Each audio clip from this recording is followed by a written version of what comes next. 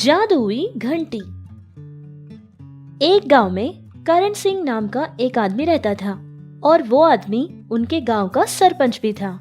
गांव के सभी लोग करण सिंह की बहुत इज्जत करते थे क्योंकि वो एक बहुत ही अच्छा आदमी था। गांव के लोगों की हर समस्या सुनता था और उसका परिष्कार भी करता था। इसीलिए गांव के सभी लोग करण सिंह की बहुत इज्जत करते थे। लेकिन उन गांव के लोगों को एक बहुत बड़ी समस्या आ पड़ी थी और वो ये थी कि उनके गांव में बहुत ज्यादा चोरियां होने लगी। उस चोर को पकड़ने के लिए गांव के सरपंच और उस गांव के लोगों ने भी बहुत ज्यादा कोशिश की थी, लेकिन कभी उस चोर का कोई पता नहीं मिलता था। देखिए सरपंच जी, ये तो 10वीं बार हो गया जो कि हमारे घर चोरी हुई है। दिन ब दिन ये समस्या बढ़ती ही जा रही है। आप पर हमने बहुत विश्वास किया है, इसीलिए अब तक पुलिस को खबर नहीं की मैंने। रघुराम जी, मैंने तो गांव की बहुत सारी जगहों में अपने आदमियों को रखा है और आपके घर के बाहर भी हमेशा मेरा एक आदमी रहता है। पता नहीं चल रहा कि आप ही के घर इतनी ज्यादा चोरियां हो कैसे रही है। आपके घर में तो बहुत सारे लोग होते हैं ना कामकाज के लिए। क्या आपको किसी पर शक है? अरे ना ही सरपंच जी, हमको किसी पर शक ना है।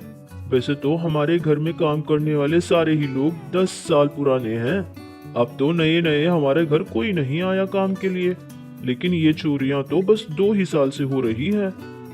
करण सिंह के कुछ समझ नहीं आ रहा था कि वो उस गांव की समस्या को कैसे दूर करे और वो चोर को कैसे पकड़े। एक दिन करण सिंह को किसी काम से दूसरे गांव जाना पड़ा। उस गांव में एक स्वामी जी से मिलता है। ऐसे ही बातों बातों में करण सिंह अपनी गांव की समस्या उन स्वामी को बताता है।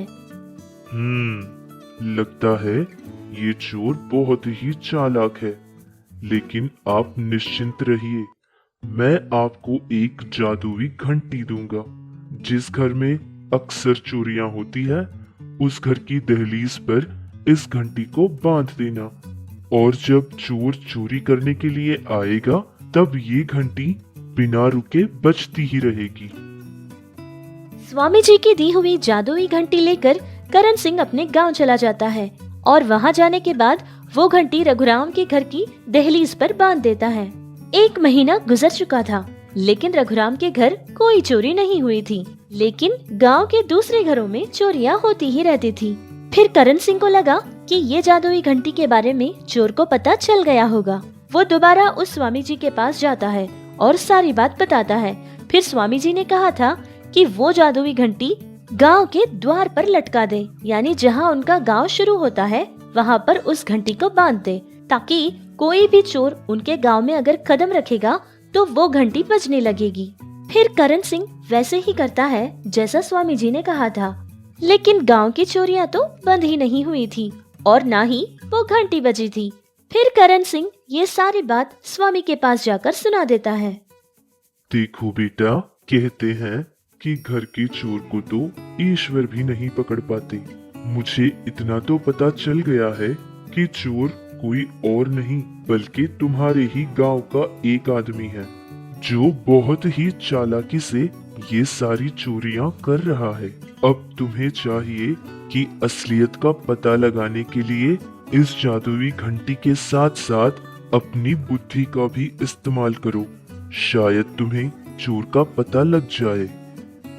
करण सिंह ये सोचने लगा कि उसके पास रही एक जादुई घंटी गांव के सारे घरों पर नहीं बांध सकता, और वो ये भी नहीं जानता था कि चोर किसके घर चोरी करने के लिए जाएगा। वो चोर उसी गांव में रहते हुए सारे लोगों की खबर रखते हुए इतनी आसानी से चोरियां कर रहा है। करण सिंह ने सोचा कि किसी भी तरह वो चोर को रंगे हाथ पकड़ कर ही रहेगा। फिर वो गांव के सारे लोगों को एक जगह जमा करता है। वो चोर समझ रहा है कि स्वामी जी ने सिर्फ एक ही जादुई घंटी मुझे दी थी, लेकिन स्वामी जी ने मुझे ऐसी जादुई घंटियां और बहुत सारी दी थी। मैं हर एक को एक एक घंटी दूंगा। जिसके भी घर वो चोर आएगा पकड़ा जाएगा। अब आप सब लोग निश्चिंत रहिए। ये कहकर करण सिंह ने जैसी वो जादुई घंटी थी वैसे ही और बहुत सारी घंटियां उसने बनवाई थी और फिर गांव के हर एक घर के दहलीज पर घंटियों को लटका दी गई थी, जिससे वो चोर बहुत डर गया था और किसी भी घर चोरी करने के लिए जाया नहीं करता था। इस तरह कुछ दिन गुजर गए थे और कभी किसी के घर चोरी नहीं होती थी। ये सब देखकर गांव के सारे लोग बहुत ही ज्यादा खुश हो रहे थे। लेकिन करण सिंह को ये बात जानने की बहुत इच्छा थी कि आखिर ये चोरियां कर कौन रहा था। ये जानने के लिए वो एक और बार गांव के सारे लोगों को एक जगह जमा करता है। देखिए, मैं आप सबको एक सच बताना चाहता हूँ। स्वामी जी ने तो एक ही जादुई घंटी मुझे दी थी, बाकी सारी घंटियां मैंने बनवाई थी। लेकिन मैंने जैसा सोचा था वैसा ही हुआ। वो चोर डर गया था और चोरियां करना बंद कर दी थी। स्वामी जी अपनी दिव्य दृष्टि के साथ ये देखकर बताएंगे कि हमारे गांव में ऐसा कौन है जो ये सब चोरियां कर रहा था, क्योंकि चोर कोई और नहीं, हमारे ही गांव का आदमी है। आप सब लोग अपनी अपनी घंटियां खोलकर उस पर अपना अपना नाम लिखकर लाइए और यहाँ जमा कीजिए। जैसा कि सरपंच ने कहा था, गांव के सारे लोग अपने अपने घरों की घंटियां खोलकर उसके सामने लाकर रख देते हैं। लेकिन उसके पास ही खड़ा हुआ उसका कार ड्राइवर गोपी कहीं नहीं गया था, वो वहीं खड़ा हुआ था। अरे गोपी, तुम नहीं गए? तुम भी अपने घर की दहलीज पर बांधी घंटी खोलकर लाओ और यहाँ रखो। अरे सरपंच जी, ये आप क्या कह रहे हैं? वैसे तो मैं हमेशा आपके साथ ही रहता हूँ ना, तो आप तो मेरे बारे में सब जानते ही हैं। अरे हाँ हाँ, मैंने तो तुम्हारे बारे में सब जान लिया। अब गांव वाले भी जान लेंगे। जल्दी जाओ। फिर वो आदमी अपने घर की तरफ जाने का नाटक करता है और फिर कार में बैठकर उस गांव से भागने की कोशिश करता है। लेकिन उस गांव के द्वार पर पुलिस खड़ी थी जो उसको गिरफ्तार कर लेती है।